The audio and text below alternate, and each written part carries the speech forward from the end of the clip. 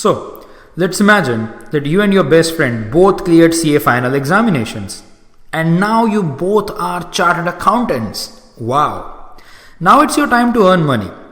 And you and your best friend think, how nice it would be if we both could start a business together. Well, both of you know that there are broadly three types of organizations. One is a sole proprietor, where there is only one boss.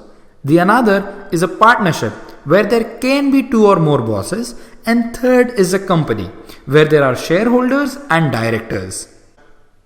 Now, obviously, you guys can't start a sole proprietorship together, because then you'll fight among yourselves that, hey, who's the boss?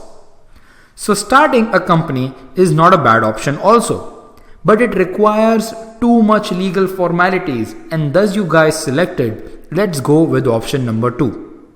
Let's form a partnership. Fortunately or unfortunately, the only thing you guys know about creating a partnership is that partnership requires at least 2 people to start, and these 2 people are called partners. Well, don't bother. I'm going to take you into the depths of partnership, where we will study what is partnership and its essential elements, then the rights and duties of the partners, and finally how to register or dissolve a partnership fund. But before we dive into it, I want to share a little secret with you.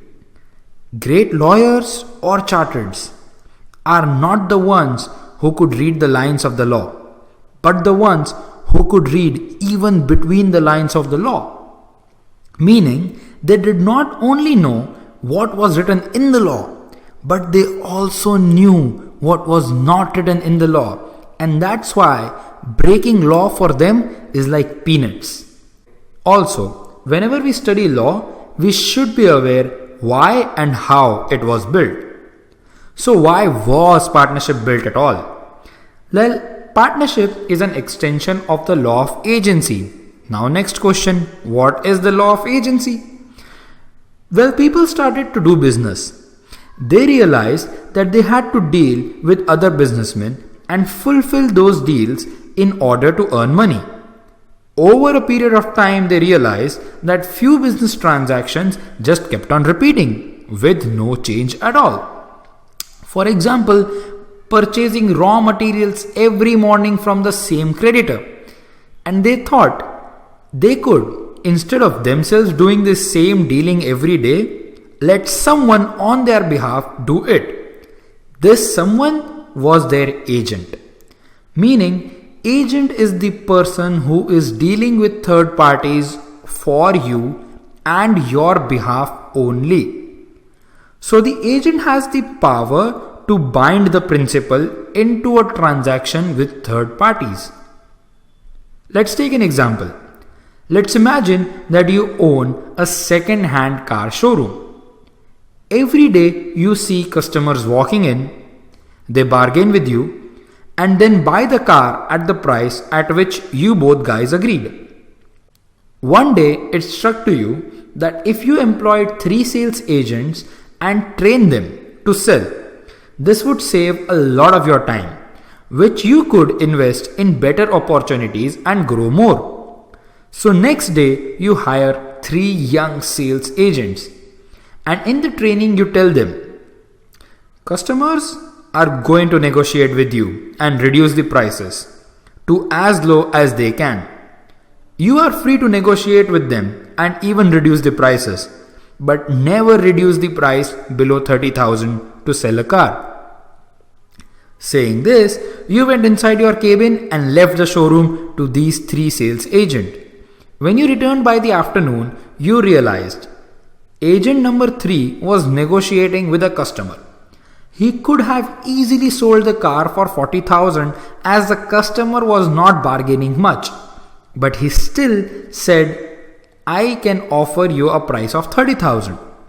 Now the customer was very happy with that price and came to you with 30,000 to take the keys of the car.